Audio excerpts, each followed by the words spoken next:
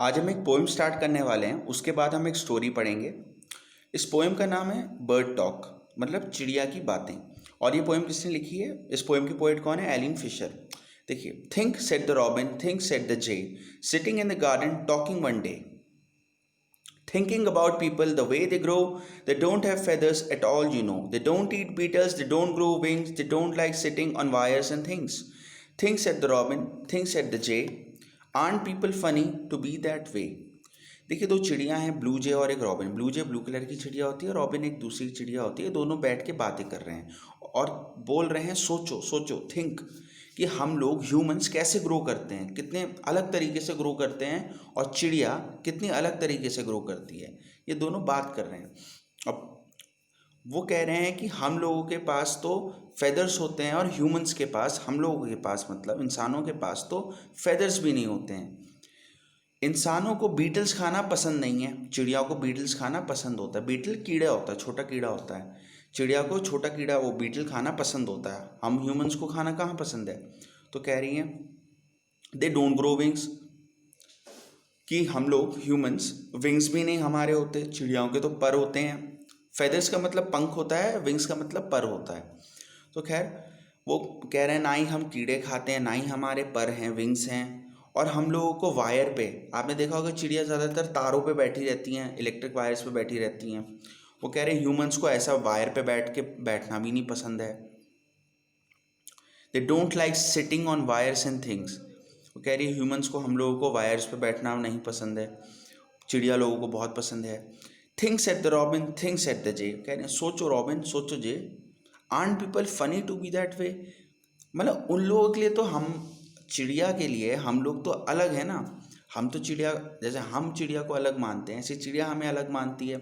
हमारे ग्रो करने का तरीका अलग है। तो चिड़िया को ये सब फनी लगता है कि हम कैसे ग्रो करते हैं।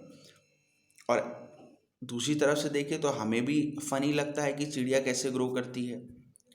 तो खैर, ये पोएम आप एक बार अपने पेरेंट्स के सामने ज़रूर रिसाइट करिएगा।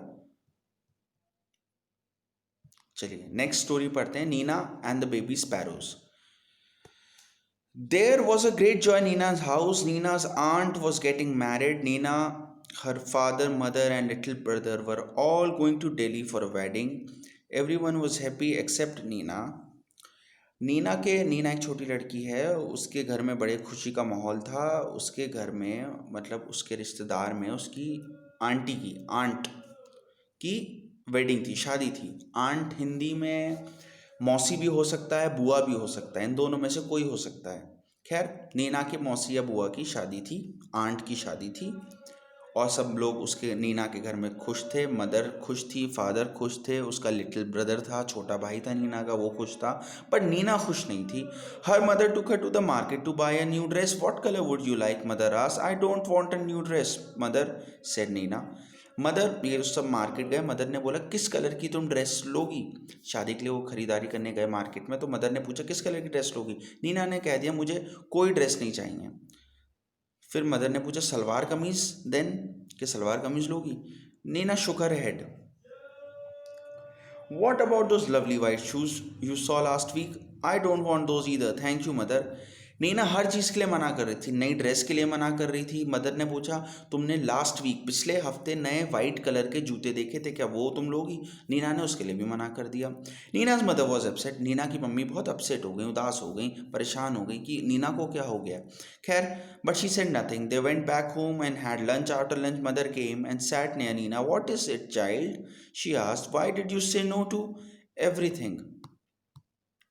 जब घर गए ये लोग, उन्होंने खाना खाया, दिन का खाना खाया, लंच खाया। दिन के खाने को लंच कहते हैं, रात के खाने को डिनर कहते हैं। तो इन्होंने रात का जब दिन का लंच किया तो नीना ने पूछा क्या हुआ बेटा, तुम्हें क्या हुआ नीना, तुम इतनी उदास क्यों हो? खैर, mother, I don't want to go to the wedding. But why? Nina ने बोला मम्मी, मैं वेडिंग में नहीं जाना चाहती, मैं बुआ की शादी, आंट की शादी में नहीं जाना चाहती हूँ। नीना की मदर ने पूछा क्यों?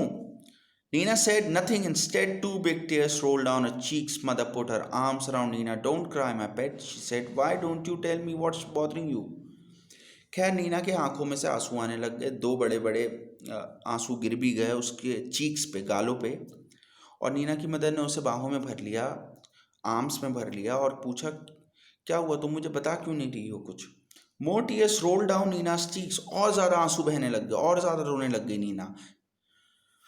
She said there's a sparrow's nest on the bookshelf in my room and there are two baby sparrows in the nest. I see.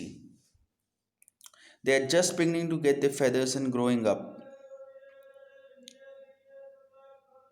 Makes them so hungry. All day long they cry cheep cheep asking for food.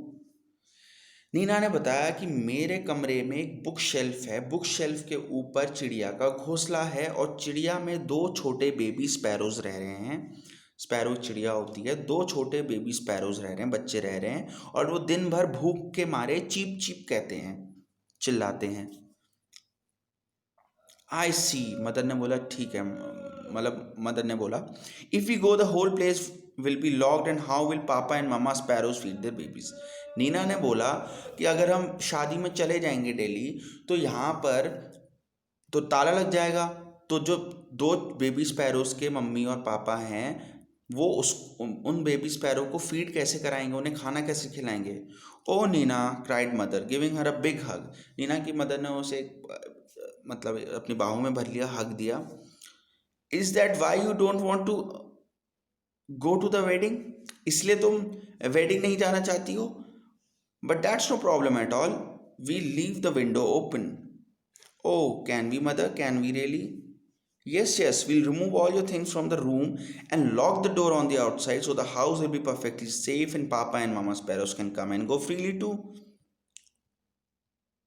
तो हुआ क्या? उसकी mummy ने बोला, नीना की mummy ने बोला कि हम लोग वेडिंग में शादी में चले जाएंगे, जो तुम्हारे कमरे का सारा सामान है उसको हम खाली कर देंगे, सारा सामान बाहर ले आएंगे और तुम्हारे कमरे में बाहर से ताला लगा देंगे और तुम्हारे कमरे की खिड़की खोल देंगे ताकि बेबी स्पैरो के मम्मा पापा उन्हें आके खाना खिला सकें। तो नीना बड़ी खुश हो गई। Think Nina, while you enjoy yourself at the wedding, the baby sparrows will be getting nice and fat in the nest. Good idea, isn't it? Neena की मदर ने बोला जब तुम शादी इंजॉय कर रही होगी अपनी आंट की और यहाँ पर बेबी स्पैरो आराम से अपना खाना खा रहे होंगे और मोटे हो रहे होंगे क्योंकि उनके मम्मी पापा उन्हें खाना खिला रहे होंगे और विंडोज तो खुली होंगी। खैर, it was a good idea. When Nina came back from the wedding, there were two plump little sparrows flying all over the room, and wasn't Nina thrilled? जब नीना शादी से वापस आई तो नीना ने देखा कि दो बेबी स्पैरोज गोल मटोल से हो गए, प्लम्प हो गए हैं बिल्कुल। प्लम्प का मतलब गोल मटोल होना, और खुश थे, थ्रिल्ड थी, खुश थी। मार्केट का मतलब बाजार होता है, बॉदर का मतलब कोई चीज़ आपको परेशान कर रही है। नीना को परेशान कर रही थी ना, तो बॉदर होता है उसका मतलब। प्रॉब्लम का मतलब समस्या, ड्रेस का मतलब कोई भी ड्रेस आप कहते हैं अच्छे से कपड़े, अच्छे कपड़े। अपसेट का मतलब परेशान होना, रिमूव का मतलब हटा देना, वेडिंग का मतलब शादी, लवली का मतलब बहुत अच्छा, प्लम का मतलब गोल मटोल, फैट राउंड गोल मटोल होता है प्लम का मतलब। आप इस स्टोरी के क्वेश्चंस कर लीजिएगा, एक्सरसाइजेस कर लीजिएगा और जो भी डाउट हो आप मुझसे पूछ लीजिएगा। Thank you very much.